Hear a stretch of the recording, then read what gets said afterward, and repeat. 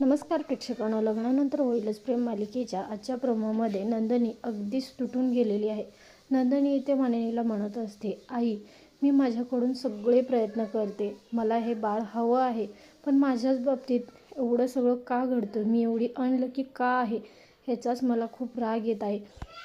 बाहेर दाराची बेल वाजते आणि सगळ्यांचं लक्ष दाराकडे जातं आणि काव्य उठून दार उघडते तर दारातून पार्थ काव्याला उचलून घेऊन आनंदाने मध्ये येत असतो आणि म्हणत असतो, माझी बायको आता आई होणार आहे.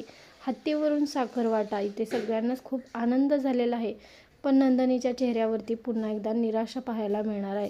काव्य आणि पार्थ या दोघांमध्ये बाळाचं डिस्कशन चालू असतं आणि त्यानंतर काव्य म्हणत असते, मला खूप आनंद झाला की मी आई होणार आहे, पण हा आनंद माझ्या स्वप्नांच्या आड येणार तर नाही ना देशमुख, असं म्हणत ती त्याला प्रश्न विचारत असते. आणि नंतर इथे पार्थसुद्धा खूप नर्वस होतो, कारण काव्याला आताच हे बाळ नको आहे.